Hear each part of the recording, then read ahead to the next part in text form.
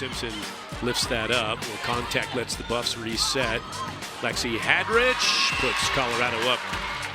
Colorado volleyball started the weekend with a tough loss to Oregon on Thursday night. Buffaloes were led offensively by outside hitters Lexi Hadrich and Maya Tabron, as well as middle blocker Sky Howard. All three of them earning 8 kills, but not enough to overcome a Big Ducks lineup that is now in third place in the loaded Pac-12 conference. Back into Stampede, voice of the Buffs, Mark Johnson.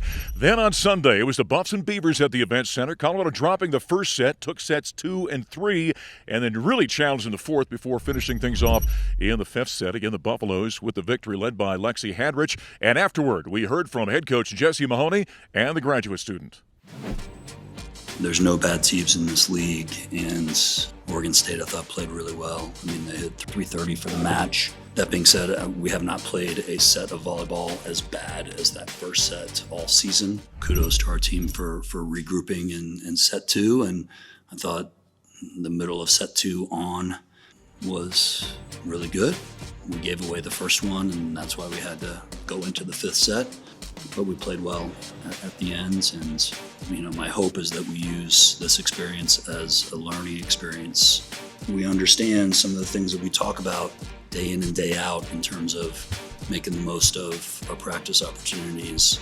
The knowledge that the margins on this game are really thin, and when we have an opportunity to be disciplined, we need to take it. So happy for the win, but we have some work to do, especially going on the road against a top 10 team and another top 30 team. Because that first set was not us, and we just said we have to restart our mentality. We have to get energy going, because that first set does not reflect how we should be playing. So we just had to change our mentality about that. Yeah, I think coming down to it, it just really was an individual game for every person in the first game. We weren't really playing together as a team. And I think, like she said, like a mentality change needed to happen, and it needed to just be everyone getting 1% better and doing their job. And I think we ended up doing that, but still taking it to a fifth set, we didn't, execute how we should be executing.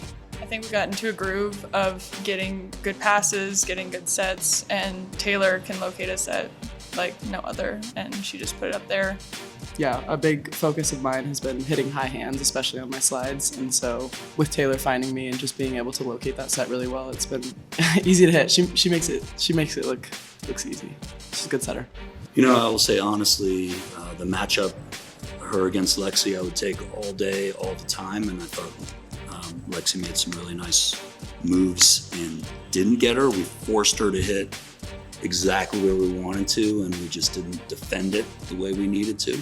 Kudos to her. I mean, she hits the ball hard and tall, and we didn't do our job collectively.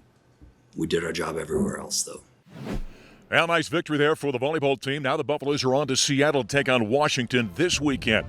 That'll put a wrap this week at the Buffalo Stampede. I'm voice of the Buffs, Mark Johnson. Don't forget, football on Friday night, Colorado and Stanford, 8 o'clock the kickoff under the lights. We're going to hit the air on the Colorado Football Network at 6 with the Buffalo Stampede pregame show. We'll be out on Dwayne Field. Come out and say hi. Thanks for joining us once again. We'll talk to you next time.